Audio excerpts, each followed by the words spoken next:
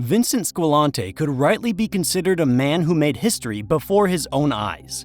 By the time he became a member of Cosa Nostra, the family had already changed at least 3 leaders. Later, Squillante himself would witness 3 bosses. One of them would be killed, the second would make Vincent rich, and the third would kill him. Squillante was the king of garbage disposal. He was credited with participation in the drug trade and the murder of many mob bosses. However, to determine what is true in his biography and what is fiction is very difficult. And if you're interested in figuring it out with us, then meet Vincent Squillante on the other side of the law. Before you continue watching, I'd like to ask for your financial support of the channel. At the link in the description, you can find my store-branded merch with exclusive prints designed by me. If you have the opportunity and you like something, please buy it so you can help the channel to develop. Thank you in advance and enjoy your viewing. Vincent James Squillante was born in June 1917 in the Bronx, in the family of Luigi Squillante and Bedelia Alberti. Nothing is known about the parents themselves, except that they had a total of 10 children, 7 girls and 3 boys. While there's no information about Vincent's sisters, there's some knowledge about his brothers. One of them was named Nunzio, and the other William. They went down the crooked road too.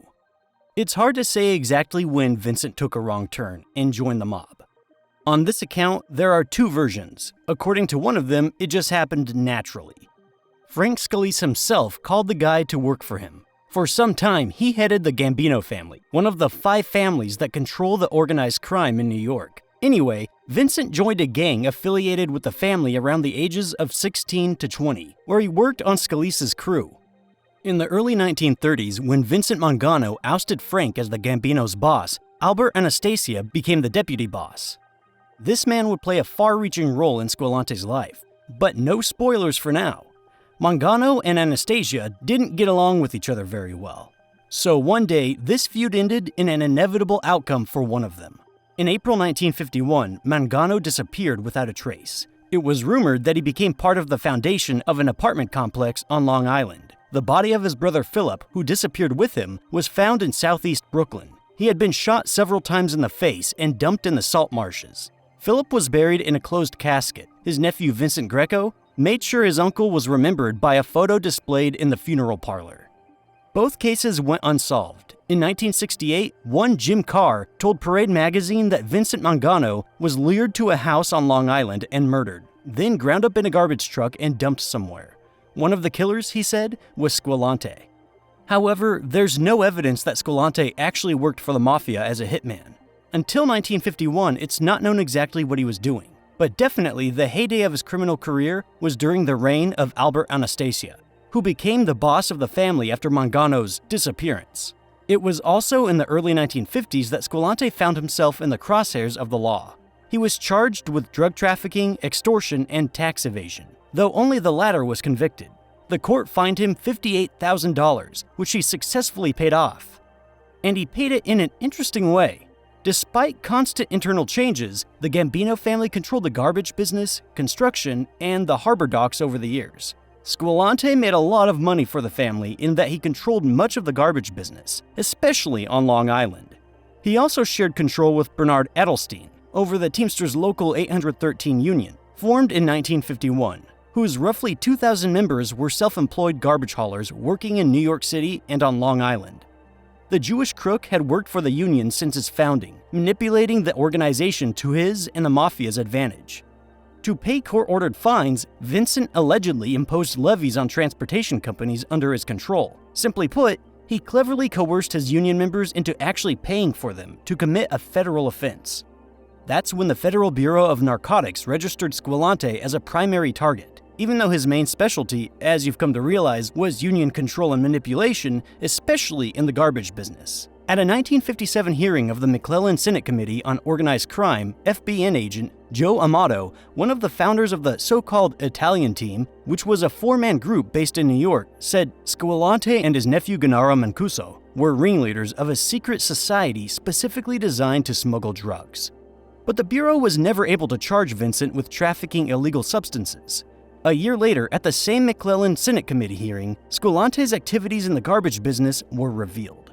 Bernard Edelstein, secretary and treasurer of Local 813, the dominant union in New York's garbage truck industry, was instrumental in all of Vincent Squillante's empire-building endeavors. Edelstein ensured that his union was completely subservient to Squillante, helping to establish a monopoly, punish trade association critics, and bring Squillante-friendly firms into the business. We find that garbage workers organized themselves into associations that ultimately helped create a monopoly and restrict competition by imposing a system of penalties on dissenting members. In Vincent Squillante, we see a man who used his connections to key underworld figures and his ability to control Local 813 to completely take over New York's garbage business. Those were the words used to characterize Squillante at that meeting. Squillante created shell companies that lured customers away from dissenters with artificially low prices, and his mafia connections helped him establish himself as an executive at many of the top firms. Vincent was not reluctant to force people to join various associations, and Local 813 thus securing a monopoly in the garbage business in the 5 boroughs of New York. There's an entertaining story associated with Vincent in this regard. General Counsel Robert Kennedy tried his best to get Squillante or Edelstein to say anything at all, but his efforts were not enough. Both said too much of nothing. Vincent even consulted with his lawyer when asked to admit his name, and then refused to answer the question 120 times, citing the Fifth Amendment right to not testify against himself.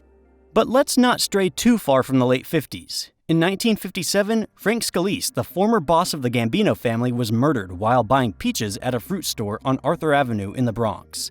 2 men wearing matching white shirts and sunglasses entered the store, approached Scalise, and shot him.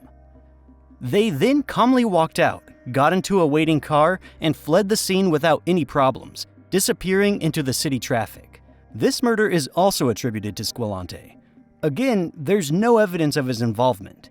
He may not have been the shooter, but was the organizer, because he was in close enough contact with Albert, and only a mob boss could authorize the murder of Frank Scalise.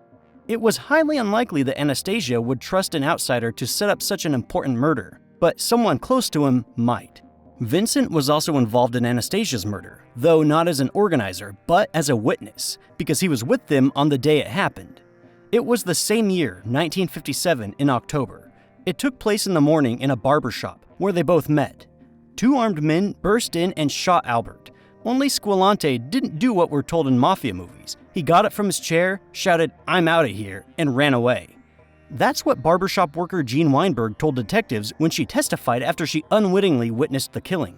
The plotting of Anastasia's murder is attributed to Carlo Gambino, after whom the family was named in the media, and by which we now know it. But you should see more about this in the Gambino video on my channel. A month after the incident, the law came knocking. In November 1957, Vincent, along with his brother Nunzio and assistant Bernard Edelstein, were arrested and were charged with extortion related to contracts to remove garbage from Mitchell Field Air Force Base on Long Island. In 1958, the Nassau County Superior Court found all guilty and sentenced them to varying terms. Vincent to 15 years, Nunzio to 5 years, and Edelstein to 10 years. While incarcerated, Vincent shared a cell with British-Russian spy Rudolf Abel. His real name, William August Fisher, was kept secret while he was in American captivity. The U.S. later exchanged him for Gary Powers, the famous U-2 spy pilot shot down over Russia, and American economics student Frederick Pryor, arrested for espionage in East Berlin in August 1961. Squillante was not happy about this setting, calling it cruel and unusual punishment and saying it was ruining his good name. Vincent was eventually released on $50,000 bail, while his appeal was pending in the court system. And after September 21, 1960, he disappeared without a trace. Some sources believe Squillante was taken out because of his connection to Anastasia. Others suggest that Carlo Gambino wanted to avoid a possible media scandal if it suddenly became known that the mafia controlled the garbage business. But there's another theory. Squillante, knowing what awaited him, could easily have cooperated with the police and become an informant to soften his sentence. That couldn't be allowed to happen, so Carlo had him taken out. It's still unknown exactly how Squillante died and who killed him. One FBI informant codenamed T-174 said that Vincent was eliminated by Frank Troiano and his brother Leo, Nick Rittini, and Joe Fiorello, nicknamed Joey Surprise. They did it at a garbage dump of all places. Afterward, the body was compacted and buried. Journalist, writer, and mob researcher Jerry Capesi in his book Murder Machine voiced a different version. He writes that Squillante personally went to Antonio Gaggi, who with an accomplice killed Vincent somewhere in the Bronx and disposed of the body on 10th Street. Gaggi hated Squillante for the alleged murder of his relative, Frank Scalise. However, some facts don't add up. For example, there are 9 10th Streets in New York City, and none of them are in the Bronx.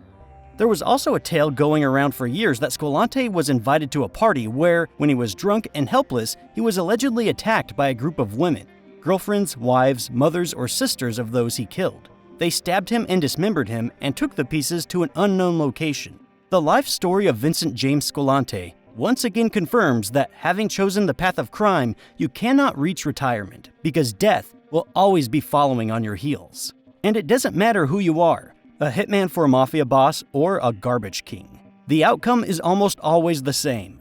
This is the world of the mafia, cruel, relentless, and unforgiving.